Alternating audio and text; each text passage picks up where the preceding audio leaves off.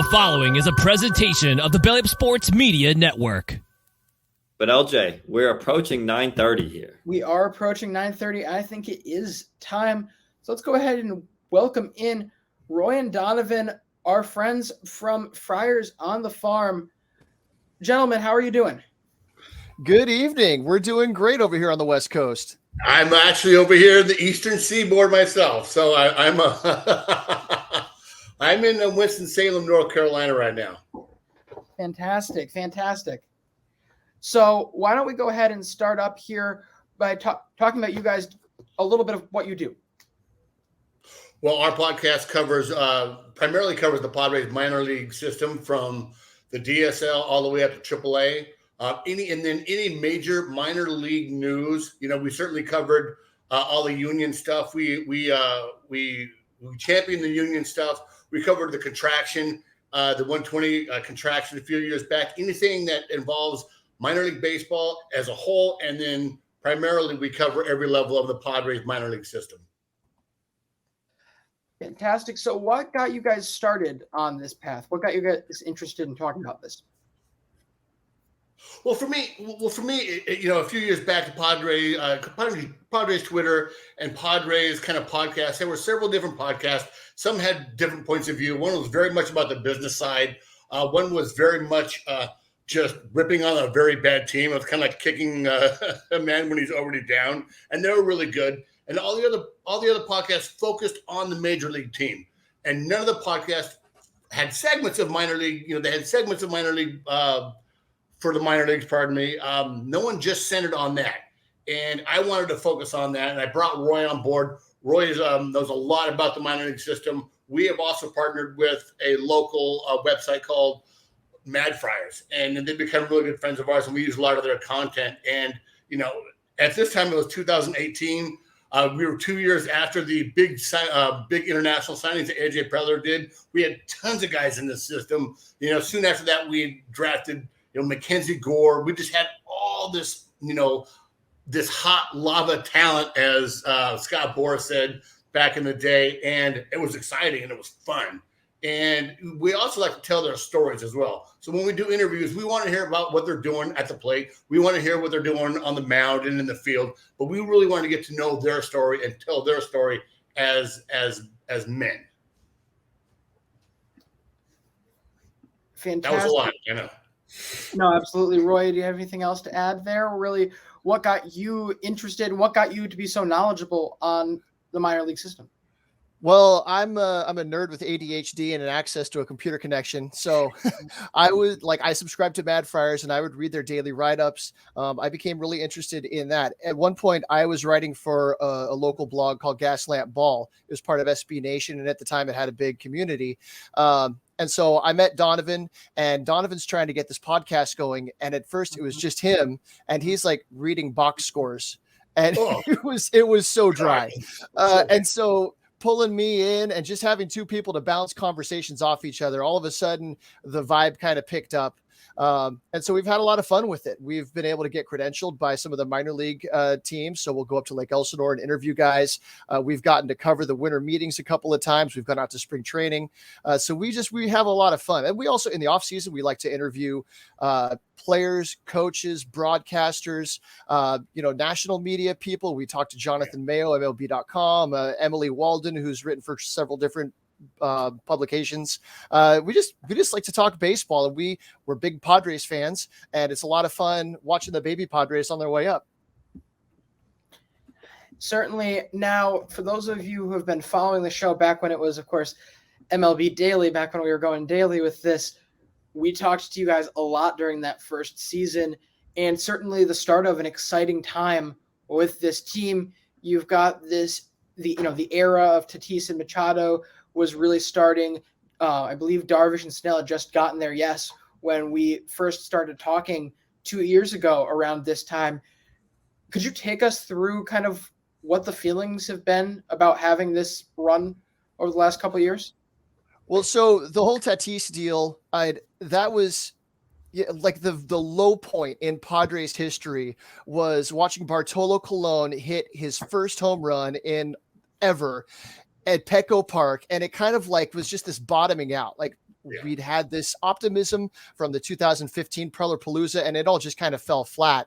And that was when it all kind of came unraveled. And Ron Fowler, the chairman of the ownership board, went on the radio and saying James Shields is a bum, he needs to go, and pretty much forced that trade. And we're all looking at it like, okay, we just traded James Shields for some no-name pitcher and a lottery pick scratch it Dominican kid. Little did we know that was going to become a superstar Fernando Tatis Jr. Fast forward a couple of years, and the offseason with Manny Machado's pursuit, like when that started, we didn't think that the Padres were going to be even interested in signing anybody with that kind of contract. And then it actually happened, and it kind of happened by surprise. And there was kind of a party around San Diego. Like I remember going to a local brewery, and there were like 50 people there, and we were all just like this big party atmosphere. Like, oh my God, they're actually doing something huge. Little did we know that this offseason was going to come, because then, I mean, incremental deals, you see this guy sign, that guy sign, and then this offseason, all of a sudden they're just handing out money like it's monopoly money.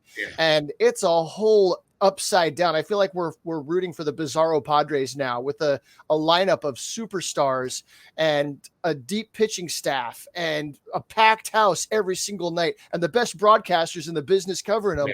It's such a cool time to be a Padres fan. Now, jumping back towards that, that 2021 season really felt like watching you guys, especially seeing you guys interact on Twitter, especially, really, there was a different buzz and a lot of people at the park. How has that environment there changed since all of this started? It's gotten really even more intense and just absolutely just blown away.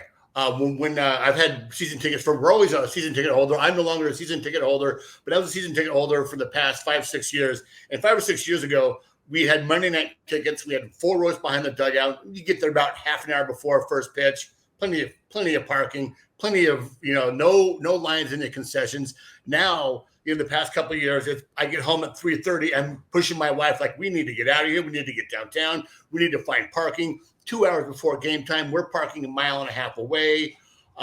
Getting into the ballpark is just insane. And it's just an electricity, not only in the ballpark, but in the city. You start seeing hats around town.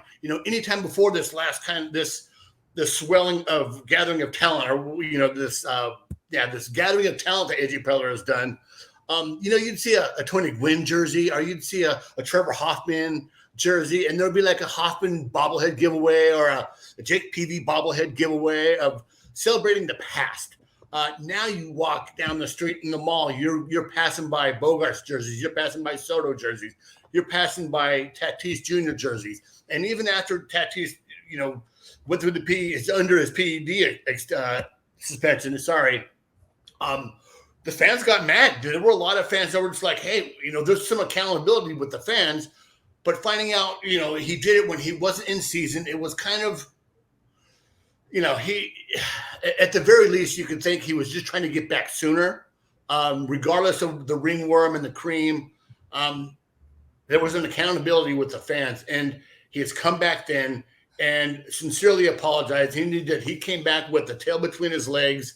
It wasn't contrite. It wasn't manufactured. It was incredibly genuine. And some of the players also spoke out about, like, you're failing the team. He needs to be held up by the team as well as the fans and the organization. So you heard him talk about it last year. It started raining, I think, at the Dodger game, was it, Roy? And for the first time, they started playing All the Small Things, which is the local band, Blink-182, and the whole stadium broke out and singing the song. And it's absolutely insane, the reaction to the fans. So for anyone out there with a team, like your Pirates, like your Kansas City Royals, these low budget teams that don't want to spend any money, if you spend money, the fans show up. And I think that's really showing up here in San Diego. Now, I want to ask a question about this huge minor league CBA that finally got reached. You guys mentioned right at the beginning that you've covered it on your show. Kind of take us through what exactly this is doing. How is this improving the minor league system? Because from everything I've read, this is just a fantastic thing for all these minor leaguers. Well, so you need to kind of roll it back. There have been incremental changes over the last few years. But really, when you go back a few years and you look at when all this started to come to press, it was clear that players were only paid during the season when they were at the affiliate. They weren't paid for spring training. They weren't paid for fall instructs. They weren't paid in the off season, although they're expected to train and eat and all of this like a professional and try to, be better ball players when they come back in spring, but they're not being paid for it. During the season, the wages that they were being paid were below poverty level, especially when you take into account the number of hours that they were expected to work during the season. They were responsible for coming up with their own accommodations, which is difficult when you're a seasonal employee. You're only going to be there for a few months. There's a chance that the team might send you up or down a level or release you at any time. So how do you find an apartment with furniture and some kind of lease flexibility that you can, only a few months. So guys were packing in 5-6 people into a 1 or 2 bedroom apartment, sleeping on a mattress, on an air mattress in the kitchen just to get by. And then they're responsible for coming up with their own food, even though they're not paid very well. And the spread that they're being given at the ballpark is subpar. So now you've got guys living off of McDonald's and Domino's and scraping by with what they can. And that's, rethink about this in the context of American-born players oftentimes, but imagine being a Latin-born player where you don't speak the language very well. You don't know the culture all that well, so you're trying to get by. And at the same time, you're sending a big chunk of your paycheck back home because you're trying to help support a family in a third world country that has all of their hopes and dreams resting on your shoulders.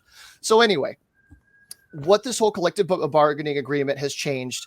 Now they're paid all year round, except for a 6-week period between Thanksgiving and New Year's. They're paid a certain rate when they're at the complex. They're paid a certain rate at each level. Each level of play, single A, double A, triple A, their pay has more than doubled from last year. There's a stipend for certain things. There's a lot of benefits. They have life insurance now. They have access to some sort of way to file a grievance with their employer, which was, you think about that. Guys wouldn't speak up about the working conditions. They wouldn't speak up about feeling that they'd been done wrong by somebody, because if you speak up, then your opportunities are going to vanish. And that's kind of how the culture has been for all these years. And so now they actually have rights as employees versus before it was almost like a level of indebted servitude, if you think about it. And everybody goes, well, you're playing a game, you're chasing a dream and all this. It costs money to do this. And guys were coming out of their pocket. A lot of these people come from wealthy families, so they can support it. But the guys that weren't, they wound up having to leave the game, not because they weren't good enough to keep going, but because they simply couldn't make ends meet. And they had to go, find a line of work that they could support. Yeah. Definitely. Now, going a little bit into the minor league system, who do you think has the next best chance to make it up into this major league roster? So looking at the minor league system right now, the thing with the big league team is that they're so stacked at every position. You've got a player that you can pencil in and say that not just for this year, but for the next 2, 3, 4 years, that guy's going to be at that spot. So on the position player side, there aren't going to be a whole lot of opportunities for the foreseeable future. The pitching side, though, you've got a solid rotation of veterans right now, but teams use like 10, 12 starters throughout the course of a season. And then the bullpen, you never know who's going to wind up getting hot and forcing their hand to make their way up. So the first name I'll pull out is Jay Groom. Jay Groom was brought over from the Red Sox in the Eric Hosmer trade last year.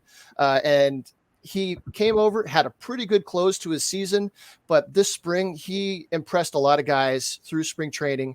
And a lot of people thought that he was going to break camp with the team.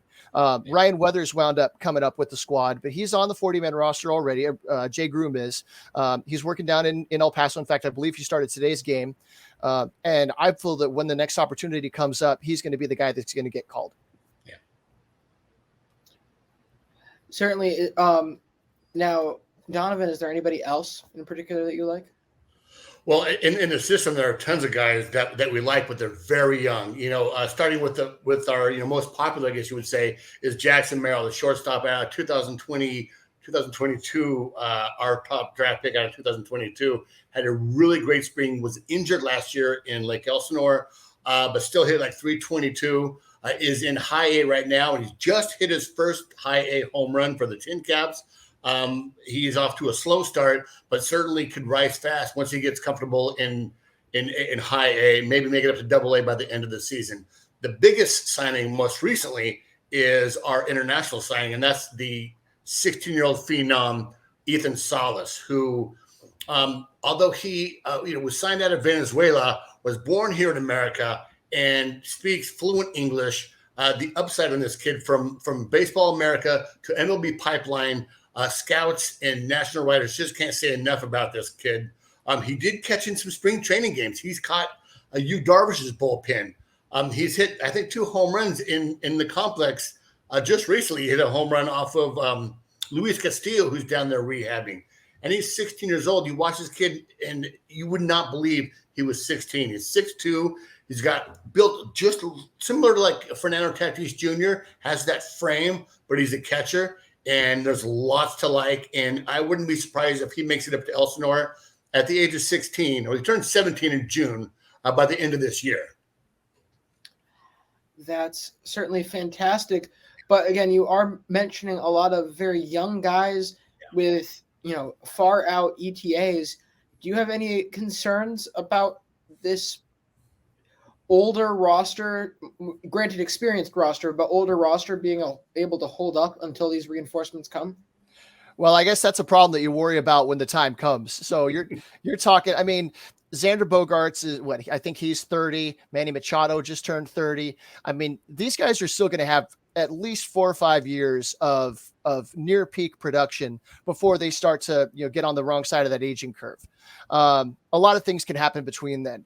And who knows what might happen at the deadline this year. The Padres may need starting pitching reinforcement. So you might see somebody moved. And that's just part of the business of baseball. And as a couple of guys that cover the prospect side of things, it's stung quite a bit over the last couple of years. We've seen so many big trades where the Padres have just emptied out the farm. And these guys that we've grown emotionally attached to, they wind up coming up through Seattle or through Cleveland or through Tampa Bay's system.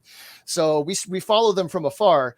So you can look at somebody like Jackson Merrill and try to wonder, well, where's he going to fit? Because you got Bogaerts at shortstop. You got Tatis out in right field. He could slide back to shortstop. Manny Machado's not moving off third anytime soon.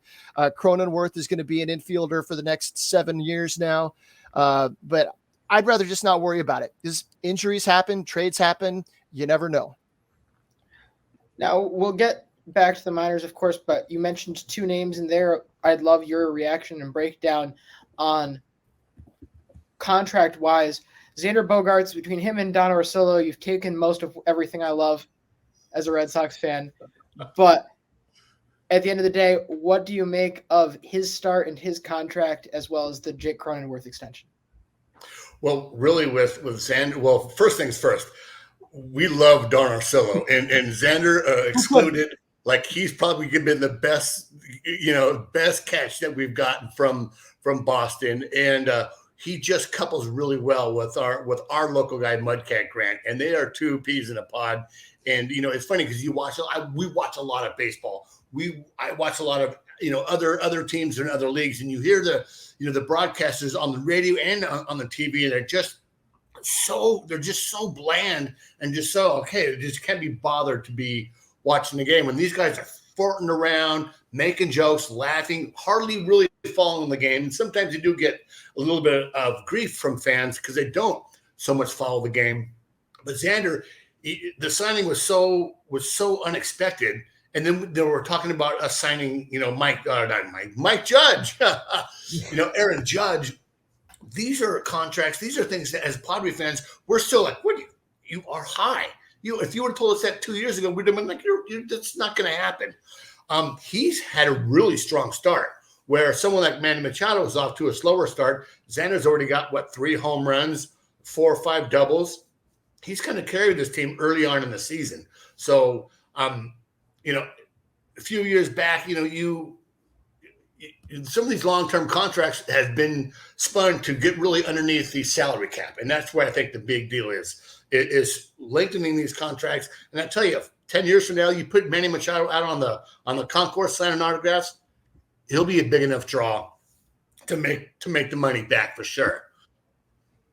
Now, just a question, because obviously, like you guys have been saying, the Padres in years past were never a team that would be in contention to get these really big name, big free agents. How much did Peter Seidler taking over control from John Moores a couple years ago, how big of an impact has that had? Because I don't want to say that the Padres weren't well run during the John Moores era, but I could certainly be wrong. But you guys still had somewhat big name players and guys like Jake Peavy who are going out and winning the Cy Young for you. So how much has the new ownership really changed things, I guess? Well, you can look at this ownership group. So John Moores sold the team effectively in 2012. And we could go on for an hour about that whole thing. John Moores kind of did the Padres and the city of San Diego dirty a little bit on his way out of town. But anyway, so the ownership that took over at the time was Ron Fowler was the chairman. It's still the same ownership group that's carried on since then. It's just that there's been a little bit of shift of the who's in power and who's the majority owner and this kind of thing. So I believe it was before last season, Ron Fowler stepped back. He was the figurehead of the ownership group, if you will. He was the guy that was always going on the media, going on the TV and the radio. So he stepped back and Peter Seidler took over, and he took over that chair. And as soon as Peter Seidler sat down, things seemed to change about just the opinion of the perception of how you manage the business side of running a team. When we would hear Ron Fowler talk, he was always talking about like bottom line, year to year, balancing the books kind of stuff. And Peter Seidler doesn't talk about that. He doesn't play like that. He seems to have the different understanding that you're growing a brand, you're growing a franchise. You see what the frickin' the Commanders or whatever they're called, the Washington football team, they're selling for what, $6 billion, something crazy. $6 billion. I've always said investing in a sports team, I mean, the return on investment is just, it's crazy. Yeah. Right. And so he's looking at it not like, okay, we have to balance the books this year, we have to balance the books every year. There's also this infusion of wealth and value that you can get just from increasing the brand's value. Now, San Diego only has one major sports team right now. And so the Padres really are the only show in town. No discredit to the Gulls and the Sockers and the minor league other sports that we have. And so there is a market here that is ripe for the picking. You also have on the other side of the border, you've got Tijuana, which is a huge, huge metropolitan area that you kind of don't realize is right there. I mean, it's 20 minutes from the ballpark. And then signing players like Yu Darvish and Ha-Sung Kim, now you've got some reach internationally. And I've heard people that they've gone and traveled to Japan, they've traveled to Seoul, and they see people walking around wearing Padres gear because their favorite player now plays for the San Diego Padres. And so think about the marketing aspect of that. I also understand that the Padres, they own chunks of land around Petco Park, and there's a parking lot right now, a very large parking lot. And there's a plan for developing this parking lot into like a couple of condo buildings and some commercial space and all of that. So Peter Seidler really has a different long-term vision of how to operate a franchise. And I hope it's going to change how a lot of other team owners view what they're doing. And we see other teams starting to spend like this, because what the Padres doing, I mean, people are saying it's not sustainable. I mean, they're going to prove whether it's sustainable or not. But that, like what Donovan was saying, the teams like the Royals and the A's and the Pirates, where everybody's just pinching pennies, like this is kind of exposing that the Dick Monfort up in Colorado, and he's kind of screaming at clouds. And I think everybody's just kind of afraid that a lot of their profits people are stuffing this money in their pockets when really they could be investing it in the profit the product on the field and still turning a massive profit at the end when it comes time to sell the team. Now, again, a large part of at least the outward perception of what the team is doing here by bringing in so many of these guys is, chasing the big one, getting that World Series. What else do you think needs to happen for this group in order to get them to that ultimate title? Well, I really think for this year, there's still a lot of questions. It's a very strong lineup. And when you add Tatis next week in Arizona, the lineup is going to be strong. I think on the roster, the pitching is still very much a big question. You got Yu Darvish, you've got Joe Musgrove that are going to be solid. They're going to be innings eaters. But you got guys like Nick Martinez, who starts tonight, and Seth Lugo, who's been the best starters so far early on. Those guys are being starters for the first time for the full season in their careers. So the longevity and durability of those guys is going to be in question. Blake Snell doesn't usually show up until the second half. He came in, all the local radio station, he came in going, I feel different. This is different, best shape of my life. And so far, it hasn't really shown anything. Our bullpen early on sputtered. Now, pitching staffs and bullpens will eventually, settle where they are, but there's still a lot of questions in the backside of that bullpen. With another arm in the rotation is Ryan Weathers. He came in with a whole new windup, several ticks on the fastball, and more shape and break on his slider, changeup, and curve. So once again, he hasn't pitched more than 70 innings in a season, and he's going to be our number 5, number 6. So there are a lot of questions, not only in the rotation, but in the bullpen. And will it even out? And if we do get to the playoffs, it's going to be a big thing. Robert Suarez right now is out. We don't have no idea when he was to return. Drew Pomeranz, who we signed, we signed him for a 4-year deal, a 3-year deal about 4 years ago, and he hasn't pitched an inning. We're supposed to make his rehab tonight, and he has the pinched neck. Like his neck hurts. That guy just can't seem to stay healthy. So I think really what's going to happen as the season gets underway and into the trade deadline, I really think maybe the Padres will be looking for pitching, either in the bullpen or even in the rotation, because we do need to kind of safeguard that, the kind of the weaker guys in the rotation. And down in AAA, we have Tehran, we have Jay Groom that are down there waiting, getting sharp. So there is some kind of depth, but we don't know how much that depth is going to really play out once it comes up to the major league. So there's the question on this team, I really think, is pitching. Right. And when you get to the postseason, you need to have that strong postseason starting pitching. So, you look at the Mets, and they're going to have Verlander and Scherzer up at the front. And that's, no team can really touch that right now. Last year, they got by with decent pitching and an offense that was able to pick them up. And I think that's kind of how they're built right now. You've got this offense that's supposed to be a juggernaut once everything starts clicking. So then your starters being more, an ace with a lowercase a and a couple solid number 2s and 3s might be able to get it done. But it sure would be nice to have that main frontline starter up there. I just want to point out that Fernando Tatis Jr. is playing in a rehab game in El Paso, and he already has 2 home runs on the game. They're in the bottom of the 4th inning. All right. Well, actually, El Paso is a decent segue into another question that I'm honestly, as soon as I thought about it, I've been fascinated by. Obviously, you guys following the minor leagues, I'm sure you guys have been, I'm not sure if you guys have been to every one of the minor league ballparks in the system. But among the ones that you've been to, what have been your favorites? I guess I got to speak to this one because I think I've been to more of them than Donovan has. You've only been to Lake Elsinore, right? Right. So Lake Elsinore is about an hour and a half up the road, up the 15 from here. And so it's cool as a Padres fan to head up there. My wife and I, we go up there at least a handful of times a year. It's a more dated ballpark. It's 25, 30 years old. They're doing renovations to try to keep it modern.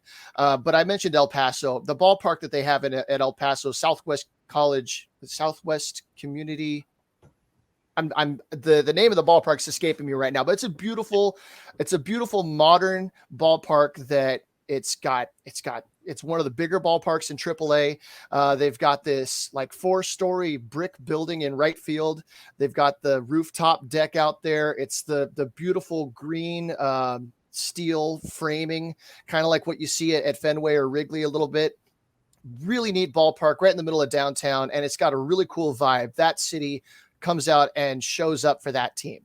And then in Fort Wayne, Indiana, you got Parkview Field. I've had a chance to go to Parkview and to El Paso, and the folks that run Parkview Field, they do such a fantastic job from the top down. It's also right in the middle of downtown.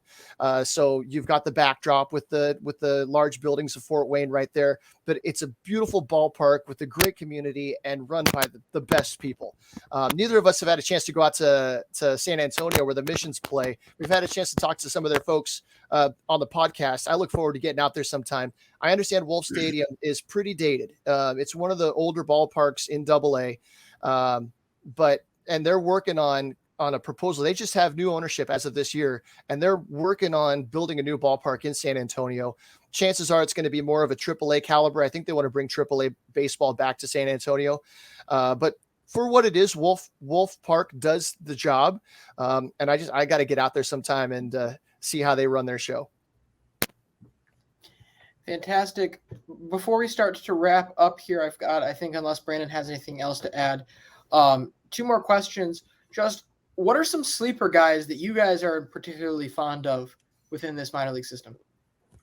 You go first, Donovan. Well, for me, I'm a big fan of Samuel Zavala. He was a 17-year-old kid last year in Lake Elsinore. He came back again this year. Center fielder, nice frame, international signing out of Venezuela again. We love our Venezuelans here in San Diego.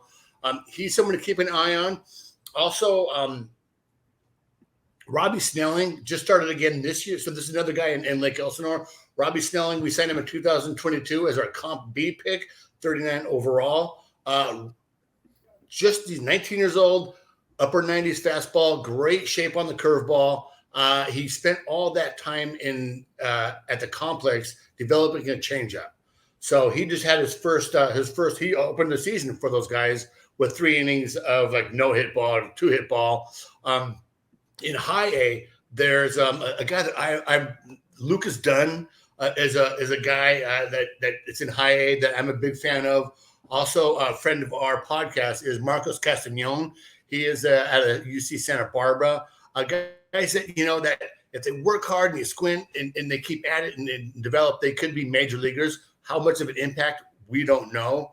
And there's still a lot of that young pitching that hasn't got out to. Hasn't got too much recognition. Kevin Kopps came back this year. He was Golden Spikes winner last season.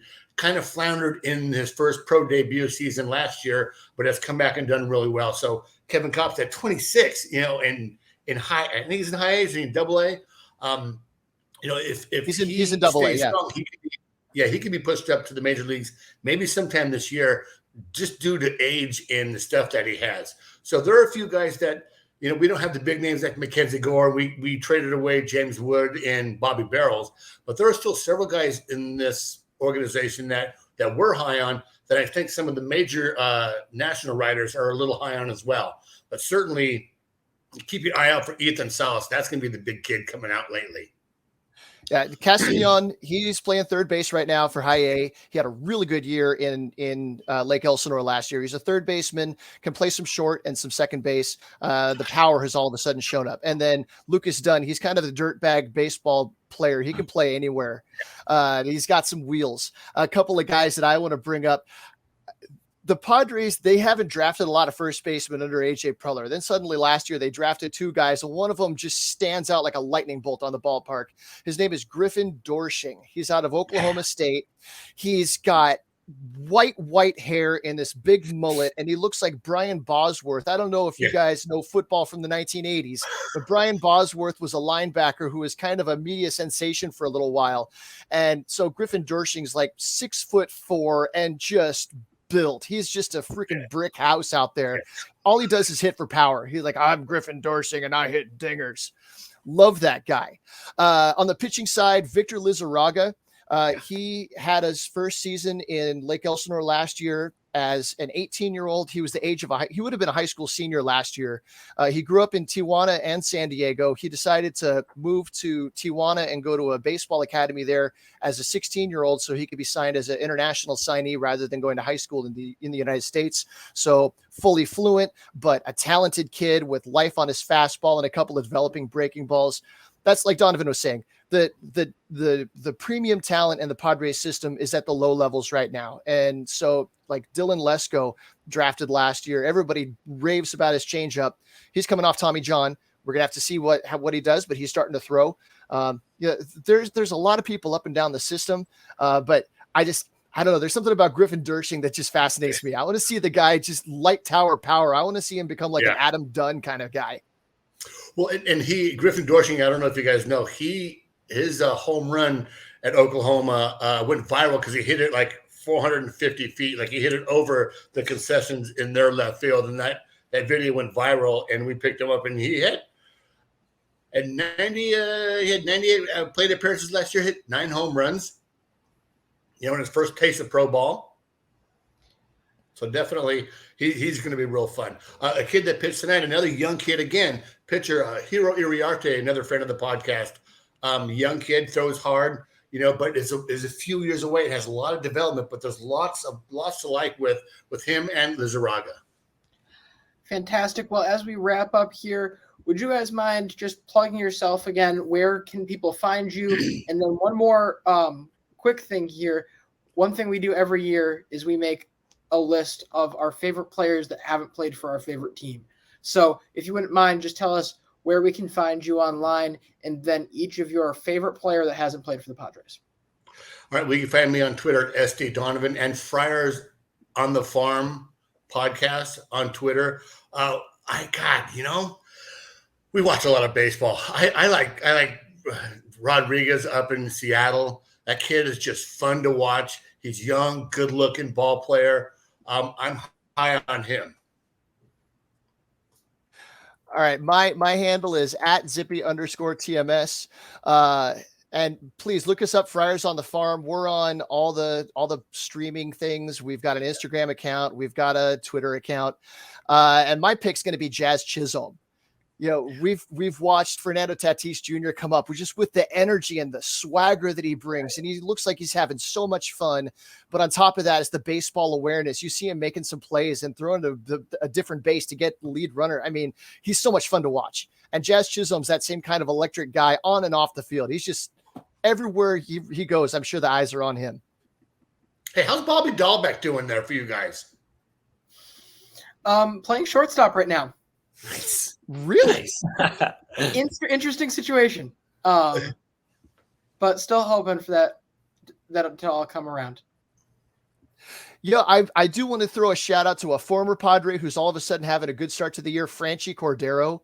He was a fan favorite the whole time that he was here. And he was one of these guys that you kept wondering, like, when is he going to put it together? The guy's got, power for days. He was the power speed combo, and it just never quite worked. He couldn't stay on the field. So seeing him get off to a hot start with the Yankees, couldn't be happier for him. He has been just fantastic. The clutch hits too, just great. Yeah. All right. Well, we are going to have to wrap it up. It's always so tough to wrap up these conversations with you guys because you're fantastic. But definitely we'll talk again a lot sooner than this last gap. But it's great to see you. Thanks for having us, guys. All right. Thank you, guys. You have a nice night.